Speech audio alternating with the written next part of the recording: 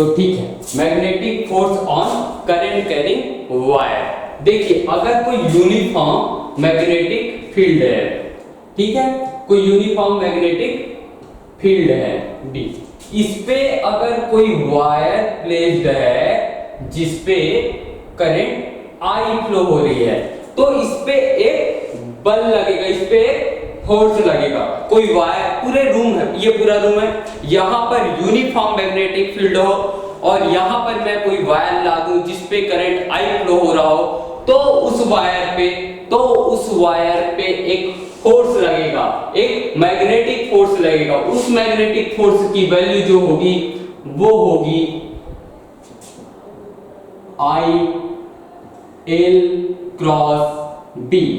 B तो है ये मैग्नेटिक फील्ड की वैल्यू, आई जो है उसमें जो करंट फ्लो हो रहा है उसकी वैल्यू, और जो एल है वो है ये जो पॉइंट है इनिशियल पॉइंट जहां से करंट स्टार्ट हो रहा है, और ये जो पॉइंट है फाइनल पॉइंट, ये इनिशियल पॉइंट और ये फाइनल पॉइंट। तो इस पॉइंट से इस पॉइंट के बीच का डिस्टेंस है वेक्टर के फॉर्म में, तो ये है ए, इनिशियल पॉइंट से फाइनल पॉइंट के बीच की दूरी है, ठीक है, लेकिन किसमें, वेक्टर फॉर्म में। तो इस वायर पे कितना फोर्स लग जाएगा, इस वायर पे लग जाएगा force I L cross B, ठीक है। मैं इसी को लिख सकता हूं I L B sine theta. Theta क्या है, वो है एल और बी के बीच का एंगल, एल और बी के बीच का एंगल।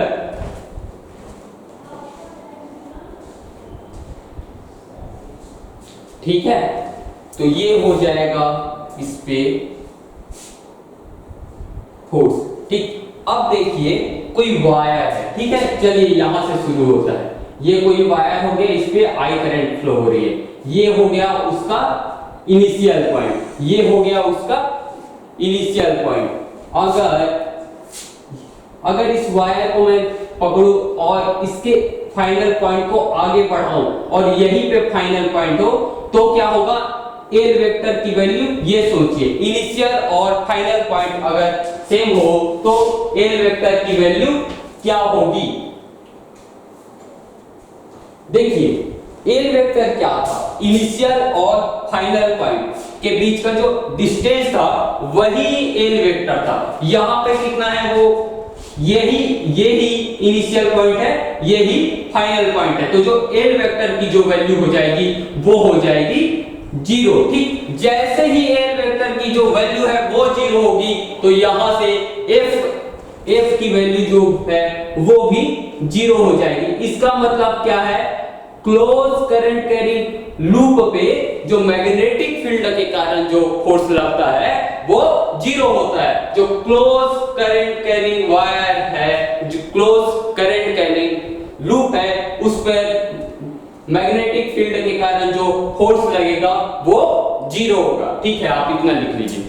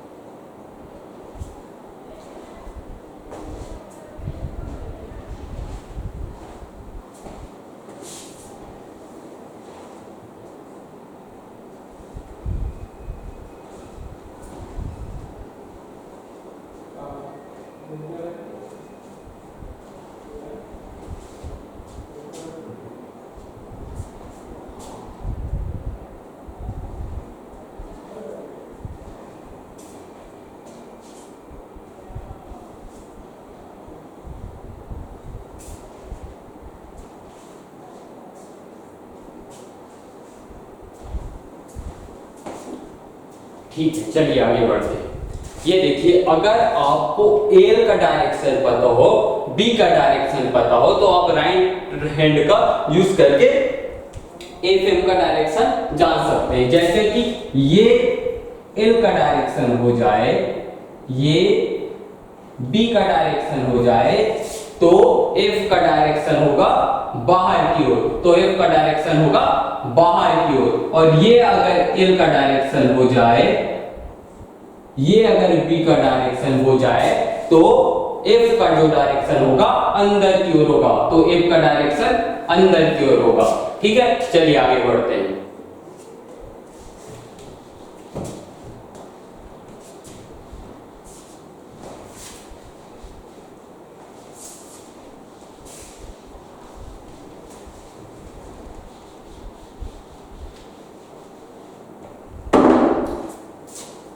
चलिए एक क्वेश्चन करते हैं।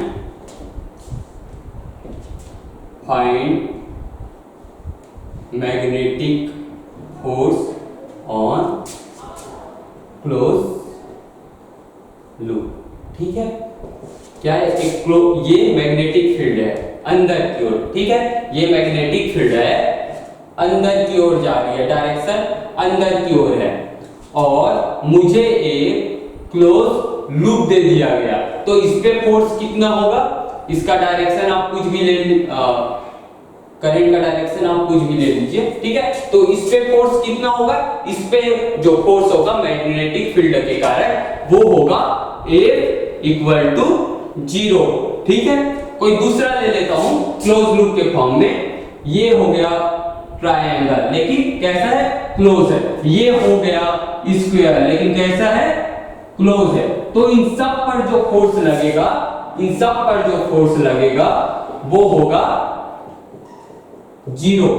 इन सब पर जो फोर्स लगेगा वो होगा 0, क्योंकि यहां पर जो एल वेक्टर है उसकी जो वैल्यू है वो 0 है। यहां पर जो एल वेक्टर की जो वैल्यू है वो 0 है, तो इस पे लगने वाला मैग्नेटिक फोर्स भी 0 ही होगा।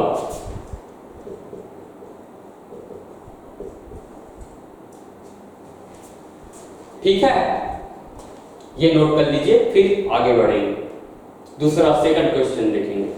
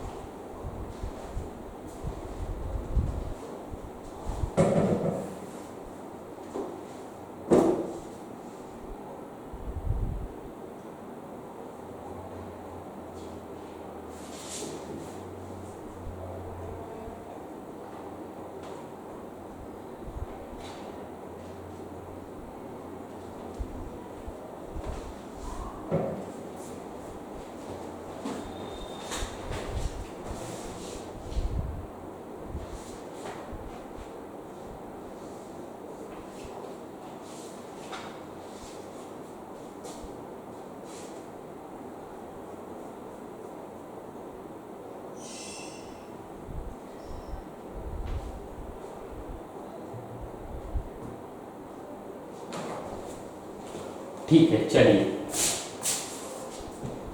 अब कोई और वायर देख लेते हैं। ठीक है, अभी हमने क्लोज लूप के लिए देखा कि अगर कोई वायर है, क्लोज है, तो उस पर जो मैग्नेटिक फोर्स होगा वो 0 होगा। लेकिन आप कोई और कंडीशन देखते हैं। ये समझिए कि मैग्नेटिक जो फील्ड है वो अंदर की ओर है, मैग्नेटिक जो फील्ड है वो अंदर की ओर है। तो मैं कोई एक वायर ले लेता हूं, ये ले लिया हाफ सर्कल। ठीक है, इसका जो रेडियस, ये हो गया इसका सेंटर, और इसका जो रेडियस है वो है r। इस पर कोई करंट फ्लो हो रहा है I। तो आपको बताना है कि Fm की वैल्यू कितनी होगी, मैग्नेटिक जो फोर्स है उसकी वैल्यू कितनी होगी। ठीक है, तो चलिए कैलकुलेट करते हैं। तो Fm इक्वल टू होता है I L cross B, I L cross B। तो हमें I तो दिया हुआ है, B भी दिया हुआ है, ठीक है, लेकिन L का वैल्यू क्या होगा। ठीक है, मैं इसी को लिख सकता हूं I L B sine theta. तो थीटा का वैल्यू क्या है ये देख लेते हैं सबसे पहले कि थीटा जो यहां पे है उसकी वैल्यू क्या होगी। सबसे पहले L का वैल्यू क्या है ये देखते हैं। चलो, ये हो गया L, इनिशियल पॉइंट से फाइनल पॉइंट तक, ये कितना होगा, ये हो गया रेडियस R, ये हो गया रेडियस R।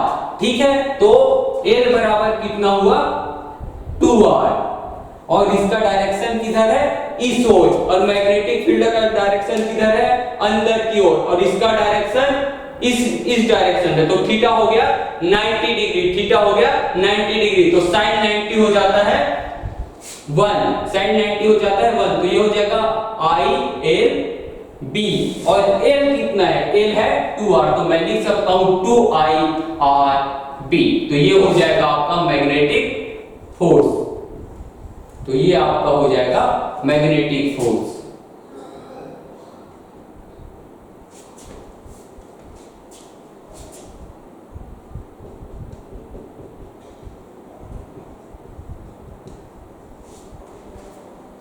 ठीक है, इसी क्वेश्चन को थोड़ा सा हल्का सा चेंज करता हूं, उसके बाद देखते हैं क्या होगा। जब भी A और B परपेंडिकुलर होगा उस केस के लिए हम सीधा IBL लिख सकते हैं, उस केस के लिए सीधा IBL लिख सकते हैं। साइन थीटा को लिखने की कोई जरूरत नहीं है, क्योंकि साइन थीटा का जो वैल्यू हो जाएगा वो हो जाएगा 1। चलिए सेकंड क्वेश्चन देखते हैं। ये एक वायर है, ठीक है, ये एक वायर है, इस वायर की जो लेंथ है वो R है, इस वायर की जो लेंथ है वो भी R है, और ये जो है हाफ सर्कल है जिसका जो रेडियस है वो है R। मैग्नेटिक फील्ड का डायरेक्शन चलो अंदर की ओर ले लेते हैं। तो हमें Fm निकालना है, मैग्नेटिक फोर्स, वो क्या होगा। तो Fm का वैल्यू कितना होगा, Fm सबसे पहले तो देख लेते हैं कि A और B का डायरेक्शन परपेंडिकुलर है क्या। तो A का डायरेक्शन किधर होगा, अगर ये करंट I दिया हो, हमें B भी दिया है, तो L का डायरेक्शन किधर होगा, ये होगा इनिशियल पॉइंट, ये होगा फाइनल पॉइंट, यानी कि L का जो डायरेक्शन इस पॉइंट से इस पॉइंट की ओर होगा, इस ओर, और B का जो डायरेक्शन है वो अंदर की ओर। इसका मतलब है थीटा इक्वल टू 90 डिग्री। तो Fm को हम लिख सकते हैं IBL। अब I दिया हुआ है, B दिया हुआ है, L की वैल्यू कितनी होगी, I दिया हुआ है, B दिया हुआ है, L की वैल्यू कितनी होगी। तो L का वैल्यू पहले तो ये वायर का जो लेंथ है वो है R, और यहां तक का जो रेडियस है वो भी है R, यहां तक का जो रेडियस है वो भी है R, और ये जो लेंथ है वो है R। तो R plus R plus R plus R वो हो जाएगा 4R। तो कितना हो गया आंसर, 4IBR, ये आपका आंसर हो गया। ठीक है, आप नोट कर लो।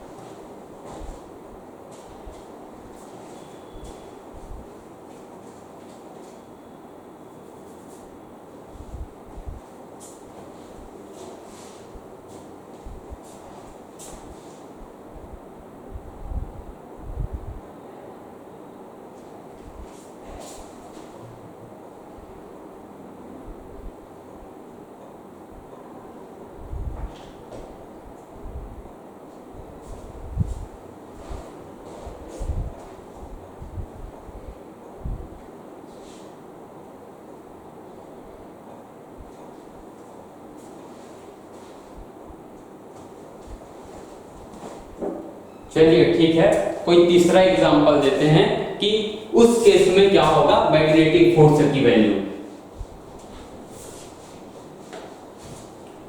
फिर से अंदर की ओर मान लेते हैं मैग्नेटिक फील्ड का जो डायरेक्शन हो सकता है ऊपर हो सकता है किसी और डायरेक्शन में दे दे। हम अपने एग्जांपल के लिए इसको अंदर की ओर मान रहे हैं, ठीक है। अब एक वायर कुछ ऐसा आता है और कुछ ऐसा जाता है, ठीक है। इस पे करंट आई फ्लो हो रही है और इसका जो लेंथ है यहां से ये पॉइंट हो गया होगा इनिशियल, ये पॉइंट होगा फाइनल। तो इनिशियल से जो फाइनल पॉइंट है उसके बीच का जो लेंथ है वो है एल। ये आपका क्वेश्चन है। इसके लिए आपको मैग्नेटिक फोर्स की जो वैल्यू है वो निकालना है। अगर मैग्नेटिक फील्ड का जो वैल्यू है, यूनिफॉर्म जो मैग्नेटिक फील्ड है उसकी वैल्यू बी हो तो, ठीक है। अब सबसे पहले तो देखते हैं इस केस में कि मैग्नेटिक फील्ड और एल वेक्टर जो है वो परपेंडिकुलर है क्या। तो मैग्नेटिक फील्ड का जो डायरेक्शन है अंदर की ओर है और जो एल वेक्टर है, एल वेक्टर जो है उसका जो डायरेक्शन है वो इस तरफ है, यानी कि दोनों परपेंडिकुलर है, ठीक है। तो वो क्या होगा M equal to I B L, ठीक है। आई हमें दिया हुआ है, बी हमें दिया हुआ है और वेक्टर का जो लेंथ है इनिशियल पॉइंट से फाइनल पॉइंट के बीच जो एल वेक्टर है उसकी जो वैल्यू है वो भी एल है। तो आपका आंसर हो जाएगा आई बी एल, ठीक। ये नोट कीजिए।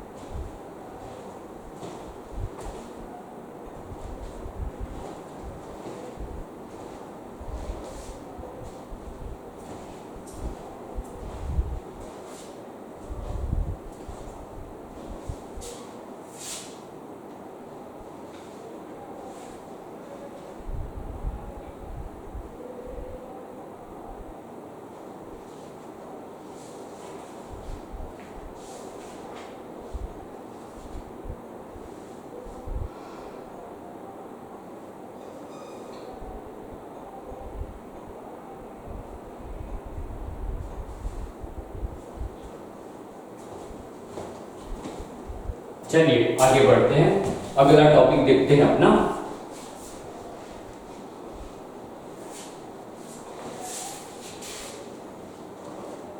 Magnetic force per unit length between two parallel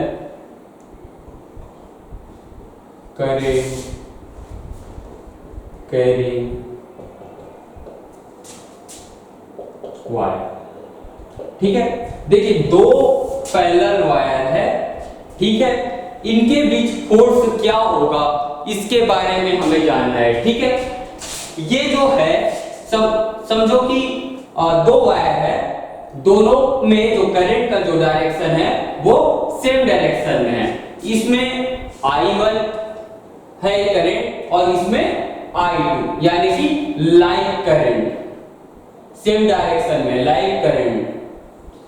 और ठीक, तो इस पे तो अगर करंट का डायरेक्शन सेम हो, अगर दो वायर में करंट का डायरेक्शन सेम हो, तो दोनों वायर एक दूसरे को अट्रैक्ट करती है। दोनों वायर पर जो फोर्स लगेगा, इस पर जो फोर्स लगेगा वो इधर लगेगा, और इस वाले वायर पर जो फोर्स लगेगा वो कुछ इस तरीके से लगेगा। वहीं पे अगर अनलाइक करंट्स होता, ये वायर और ये वायर, इस पर करंट जो है इस डायरेक्शन में फ्लो होती और इस पर जो करंट जो है अपोजिट डायरेक्शन में फ्लो होती,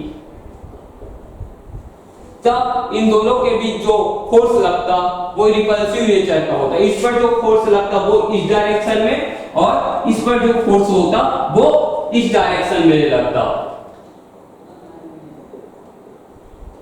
अनलाइक करंट, देखिए मैंने आपको कल लेफ्ट हैंड रूल और लेफ्ट हैंड का यूज करने को बोला था, किसके लिए? चार्ज के लिए। लेफ्ट हैंड का यूज करने बोला था, किसके लिए? चार्ज के लिए। फोर्स का डायरेक्शन, मैग्नेटिक फील्ड का डायरेक्शन, और ये था पॉजिटिव चार्ज का डायरेक्शन। पॉजिटिव चार्ज का डायरेक्शन। वायर के केस में आपको क्या करना है कि ये फोर्स का डायरेक्शन, मैग्नेटिक फील्ड का डायरेक्शन, और ये करंट का डायरेक्शन, और ये करंट का डायरेक्शन। तो यहां पर अगर मैं देखूं इस वायर के लिए कि इस पे फोर्स का डायरेक्शन किधर है, तो देखिए ये वाला जो वायर है, इसके कारण इस पर जो मैग्नेटिक फील्ड होगा वो होगा अंदर की ओर। ये वाला वायर है, इस पे मैग्नेटिक फील्ड का जो डायरेक्शन है वो है अंदर की ओर, ठीक है। तो इस पर फोर्स का डायरेक्शन किधर होगा? ये मेरा मैग्नेटिक फील्ड अंदर की ओर, और ये मेरा करंट का डायरेक्शन ऊपर की ओर, यानी कि फोर्स का डायरेक्शन इस तरह। इस पे अगर देखूं कि फोर्स का डायरेक्शन किधर है, ये वायर हुआ, ये वायर हुआ, इसके कारण जो इस पर जो मैग्नेटिक फील्ड है, इस पॉइंट पर जो मैग्नेटिक फील्ड होगा वो होगा बाहर की ओर, वो होगा बाहर की ओर। ये ले लिया मैं बाहर की ओर, और जो करंट का डायरेक्शन है वो है ऊपर की ओर। तो फोर्स का डायरेक्शन किधर होगा? इस तरह होगा। और इस पे भी हम चेक कर सकते हैं सिमिलर टाइप के, हमें जो फोर्स का डायरेक्शन है इस वायर पे इधर आएगा, और इस वायर पर जो मिलेगा हमें वो उस डायरेक्शन में मिलेगा, ठीक है। तो यहां पर जो फोर्स पर यूनिट लेंथ होगा उसकी जो वैल्यू आती है वो आती है, ये फोर्स पर यूनिट लेंथ जो आती है mu naught divide by 4 pi 2 I1 I2 divide by D. D क्या है? दोनों वायर के बीच का जो डिस्टेंस है वो है डी। दोनों वायर के बीच का जो डिस्टेंस है वो है डी। अब बात यह है कि वायर को जब हम कोई मैग्नेटिक फील्ड में रखते हैं तो उस पर फोर्स क्यों लगती है? देखिए जो वायर है वो बना होता है मेटल का, और मेटल में जो है फ्री इलेक्ट्रॉन होता है। जब इसको बैटरी से जोड़ते हैं या कोई पोटेंशियल देते हैं तो ये जो फ्री इलेक्ट्रॉन है ये मूव करने लगता है, और इलेक्ट्रॉन में क्या होता है? चार्ज होता है, ठीक है। इलेक्ट्रॉन में क्या होता है? चार्ज होता है। और हमने देख लिया है कि अगर चार्ज पार्टिकल मैग्नेटिक फील्ड में, अगर मैग्नेटिक फील्ड के प्रेजेंट में अगर मोशन में आ जाए तो उस पर फोर्स लगने लगता है। सिमिलर केस यहाँ पे भी है। ये समझो कि कोई वायर है, इसके चारों ओर पहले से किसी कारण से कोई मैग्नेटिक फील्ड है, इस पे करंट जब फ्लो होगा तो इसी कारण इस पे भी फोर्स लगेगा। तो करंट कैरिंग वायर में मैग्नेटिक फील्ड अगर पहले से प्रेजेंट हो तो करंट कैरिंग वायर पे फोर्स लगने लगता है, ठीक है। ये लिख लीजिए।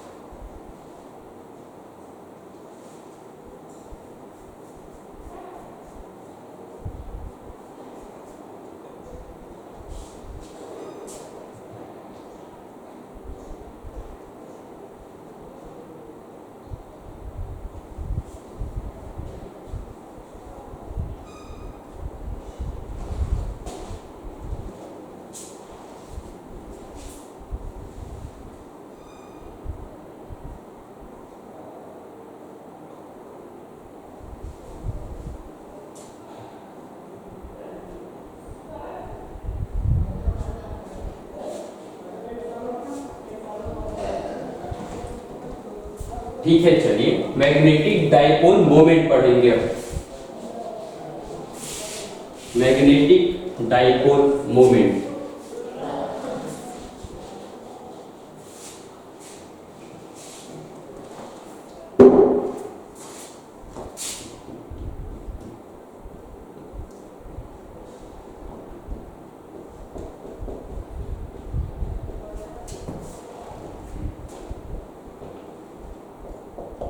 ठीक, तो आपने कुछ टाइम पहले इलेक्ट्रिक डाइपोल पढ़ा होगा। इलेक्ट्रिक डाइपोल में क्या होता था, एक माइनस चार्ज होती थी और इसके ही पास में एक प्लस चार्ज होता था।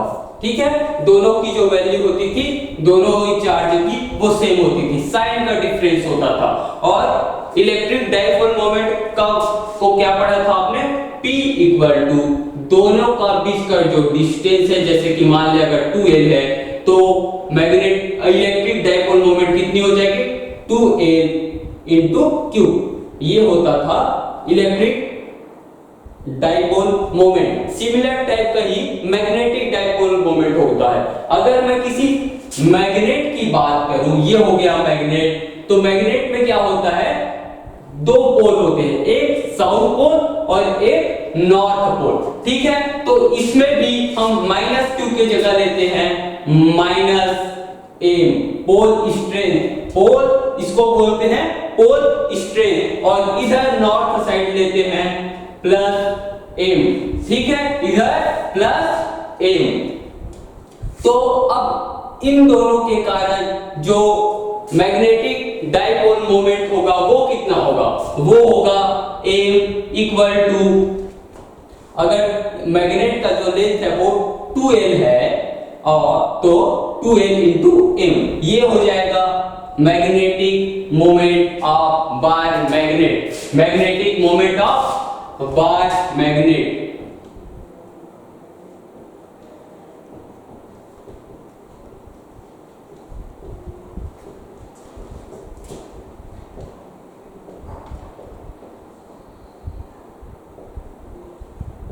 ये हो गया magnetic moment of bar magnet. इसका जो SI यूनिट होता है वो होता है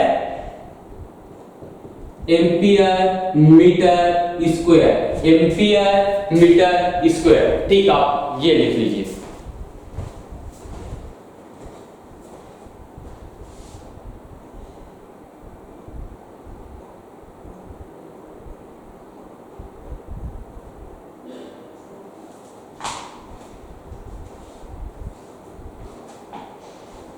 जैसे P जो है वो वेक्टर होता है, वैसे ही M भी जो है वो वेक्टर होता है। M भी जो है वेक्टर होता है, और इसका जो डायरेक्शन है वो S पोल से N पोल की ओर होता है। उसका डायरेक्शन किधर होता है, S पोल से N पोल की ओर। ठीक है, अब आगे देखते हैं कि ये तो था बार मैग्नेट के लिए। हमने क्या देखा था, कोई क्लोज लूप है, उस पे अगर करंट फ्लो हो रहा है तो वो भी क्या करता था, मैग्नेटिक फील्ड जो जनरेट करता था। ठीक है, तो एक क्लोज लूप के बारे में देखते हैं। चलो, ये कोई क्लोज लूप है, समझिए ये कोई क्लोज लूप है, सर्कुलर है, इस पे एंटी क्लॉकवाइज डायरेक्शन में करंट फ्लो हो रहा है, कोई करंट है I। ठीक है, तो इसके कारण जो मैग्नेटिक मोमेंट है वो कितना होगा, तो वो होता है M equal to I A। A क्या है, एरिया। A क्या है, एरिया। ठीक है, कौन सा एरिया, ये जो क्लोज लूप के अंदर का जो एरिया है वो है A।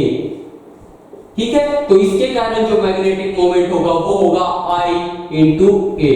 अब इससे कुछ क्वेश्चन सॉल्व करेंगे और देखेंगे कि क्या आता है मैग्नेटिक मोमेंट का जो वैल्यू है वो। ठीक है, आप इतना लिख लो।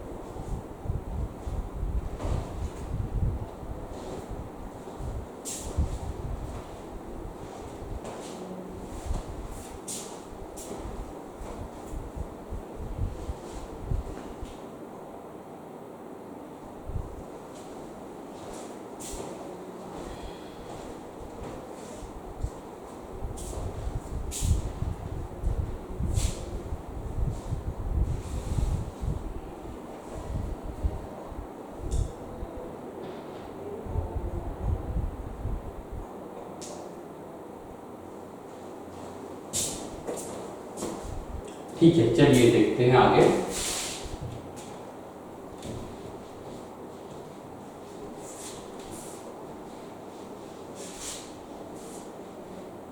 ये जो मैग्नेटिक मोमेंट है, क्लोज लूप के केस में मैग्नेटिक मोमेंट का जो डायरेक्शन होगा वो बी के डायरेक्शन में होता है। करंट जैसे एंटी क्लॉकवाइज डायरेक्शन में फ्लो हो रही है तो बी का डायरेक्शन बाहर की ओर होगा, तो एम का भी जो डायरेक्शन है वो बाहर की ओर होगा।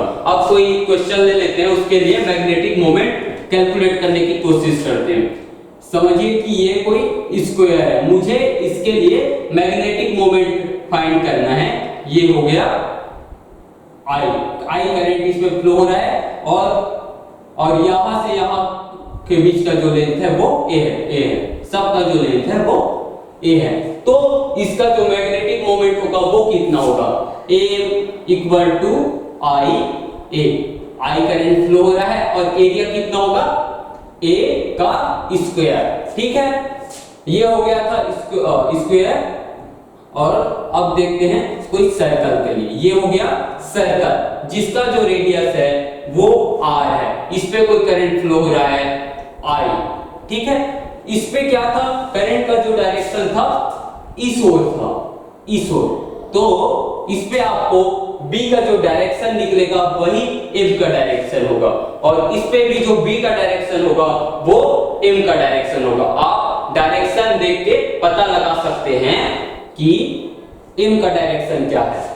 ठीक है, तो चलिए इस पे क्या होगा, बी का डायरेक्शन अगर मैं चेक करूं बी का डायरेक्शन तो वो होगा बाहर की ओर, बाहर की ओर, बाहर की ओर। तो एम का भी जो डायरेक्शन है वो बाहर की ओर। इसके लिए क्या होगा, बी का जो डायरेक्शन है वो होगा बाहर की ओर, तो एम का भी जो डायरेक्शन है वो बाहर की ओर होगा। तो यहां एम की वैल्यू कितनी होगी, M equal to I A, I pi R square. A की जो वैल्यू होगी यहां होगी पाई आर स्क्वायर। तो इस तरीके से हम मैग्नेटिक मोमेंट कैलकुलेट करते हैं।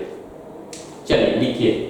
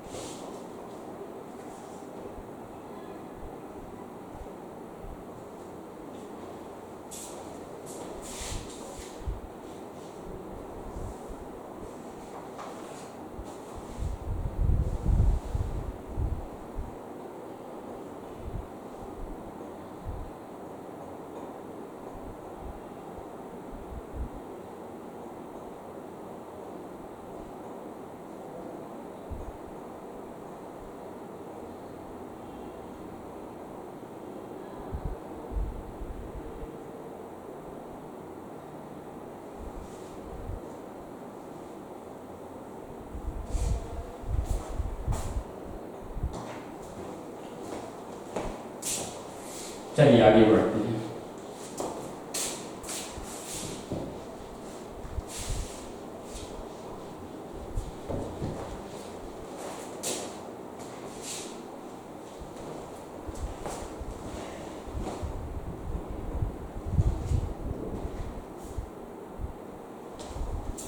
लिखिए, टॉर्क और मैग्नेटिक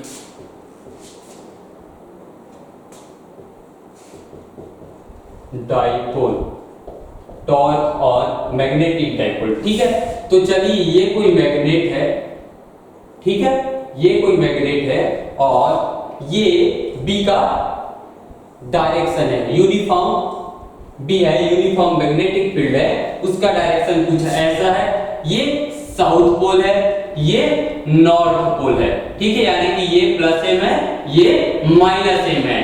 तो इधर फोर्स लगेगा इस पे एम बी। जैसे कि प्लस चार्ज होता है और उस पर इलेक्ट्रिक फील्ड के कारण कितना फोर्स लगता है, क्यू ई, प्लस हो गया तो इलेक्ट्रिक फील्ड के डायरेक्शन में, ठीक है। और माइनस हुआ तो उस पे भी क्यू ई फोर्स से ही लगेगा, लेकिन इलेक्ट्रिक फील्ड के अपोजिट डायरेक्शन पे। तो सेम यहां पे भी है कि m के ऊपर कितना फोर्स लगेगा, mb, b के डायरेक्शन पे, और माइनस m पे भी उतना ही फोर्स लगेगा mb, लेकिन मैग्नेटिक फील्ड के अपोजिट डायरेक्शन में। तो जब ये दोनों फोर्स लगेगा तो इस पर एक टॉर्क लगेगा जो इसको मैग्नेटिक फील्ड के जो डायरेक्शन में घुमाने की कोशिश करेगी, और इस टॉर्क का जो वैल्यू होगा वो होगा tau equal to m cross b। ये हो गया वेक्टर फॉर्म में, ठीक है। नॉर्मल लिखूं स्केलर फॉर्म में तो हो जाएगा mb sin थीटा। थीटा जो है कैपिटल M और कैपिटल B के बीच का जो एंगल है वो थीटा है। कैपिटल M का डायरेक्शन किधर होगा, साउथ पोल से नॉर्थ पोल की ओर। तो ये जो एंगल है थीटा, क्या ये जो एंगल है थीटा वो है ये वाला एंगल, ठीक। ये आप लिख लीजिए। और ऐसे ही हम क्लोज लूप के लिए देख सकते हैं। ये कोई क्लोज लूप है, सर्कल है, थोड़ा घुमा हुआ, इसलिए डायग्राम ऐसा बना रहा हूं।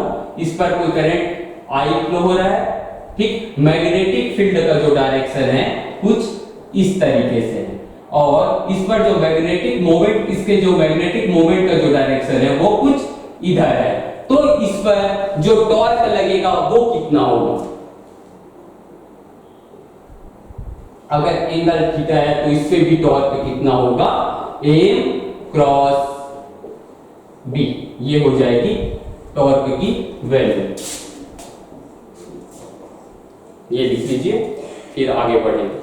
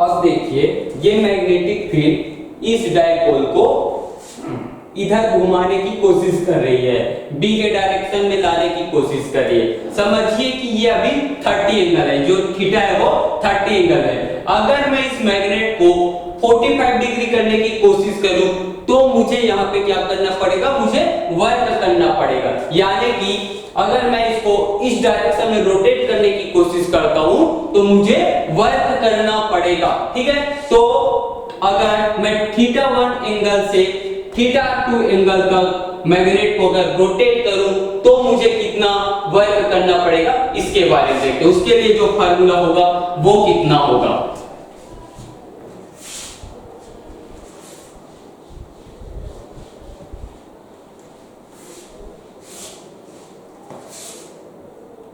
work done on rotation rotating magnetic dipole.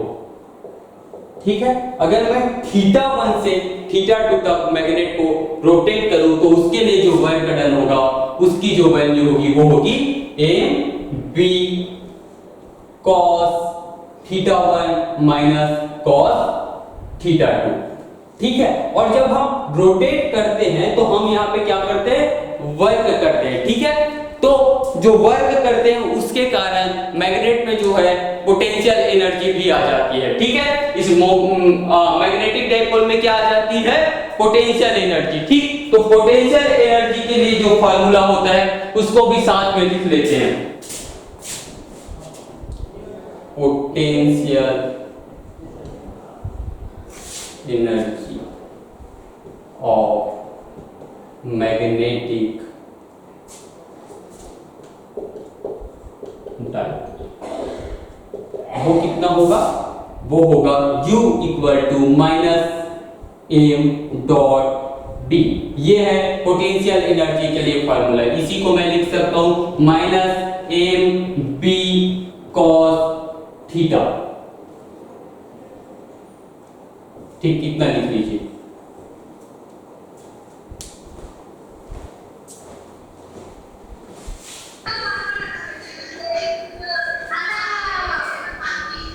Hello, क्या हुआ,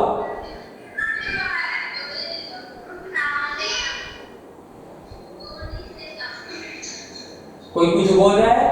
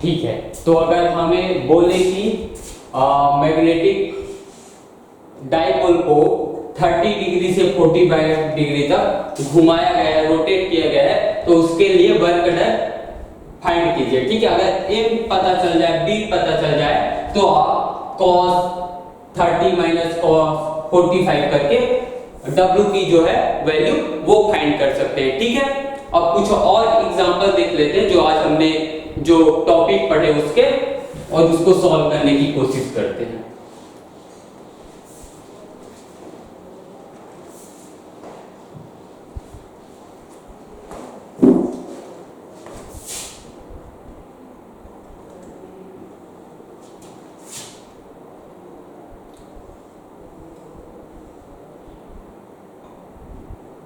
मैग्नेटिक फील्ड का डायरेक्शन चलो बाहर की ओर है मानते हैं, ये बाहर की ओर मैग्नेटिक फील्ड का जो डायरेक्शन है वो बाहर की ओर, इस पर कोई करंट आई फ्लो हो रहा है, और यहां से इनिशियल से फाइनल के बीच का जो लेंथ है वो है a, इनिशियल से फाइनल के बीच का जो लेंथ है वो है, तो मुझे Fm निकालना है। क्या निकालना है? Magnetic force. तो कैसे निकालूंगा? सबसे पहले तो मैं चेक करूंगा कि क्या मैग्नेटिक फील्ड की जो मैग्नेटिक फील्ड और जो एल वेक्टर है वो परपेंडिकुलर है क्या। पहले तो चेक करते हैं मैग्नेटिक फील्ड का डायरेक्शन क्या है, बाहर की ओर, और जो एल वेक्टर है वो किधर से किधर है, ये आई से लेके एफ की ओर। ठीक है, आई से लेके एफ की ओर। ठीक, तो ये एल का डायरेक्शन है और ये बाहर की ओर बी का डायरेक्शन, यानी कि ये परपेंडिकुलर है। तो मैं लिख सकता हूं आई बी एल साइन 90। ठीक है, यहाँ पे आई करंट मुझे दिया हुआ है, बी की जो वैल्यू है वो दी हुई है, और एल का वैल्यू क्या होगा वो हो जाएगा ये। तो ये आ गया आपका मैग्नेटिक फोर्स की वैल्यू। ठीक, ये लिख लीजिए।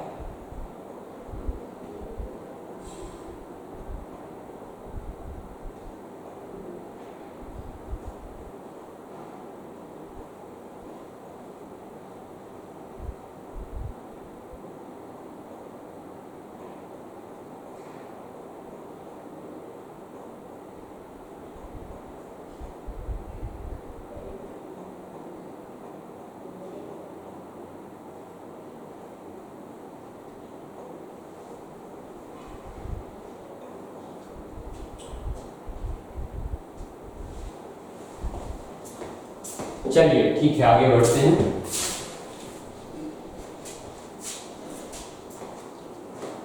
तो अभी मैंने क्या लिखवाया था, पोटेंशियल एनर्जी, और उसकी फॉर्मूला क्या बताई थी, U equal to minus M dot B. इसी को मैंने लिखा था minus M B cos theta. अब देखते हैं कि मिनिमम वैल्यू कब होगी और मैक्सिमम वैल्यू कब होगी U की। ठीक है, अगर पहला देखते हैं थीटा इक्वल टू 0 हो जाए, थीटा इक्वल टू 0 हो जाए तो क्या होगा, U की जो वैल्यू है माइनस एम बी हो जाएगी, क्योंकि cos थीटा जो है, cos थीटा जो है सॉरी cos 0 जो है उसकी जो वैल्यू होगी वो 1 होगी। दूसरा केस देखते हैं, थीटा इक्वल टू अगर 180 हो जाए तो जो U की वैल्यू हो जाएगी वो हो जाएगी एम बी, क्योंकि cos 180 की जो वैल्यू होती है वो होता है -1। ठीक है, थर्ड कंडीशन देखते हैं, थीटा इक्वल टू जब 90 डिग्री हो जाए तो क्या होगा, U इक्वल टू 0 हो जाएगी, क्योंकि cos 90 इक्वल टू 0।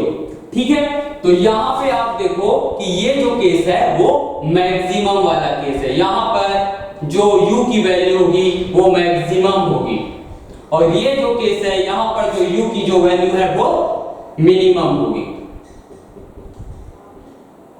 और थर्ड वाले केस में जो u की जो वैल्यू है वो 0 होगी। ठीक है, तो ये आप नोट कर लीजिए। आज का क्लास बस इतना था और कल देखते हैं आगे का जो टॉपिक है वो कल पढ़ेंगे। ठीक है।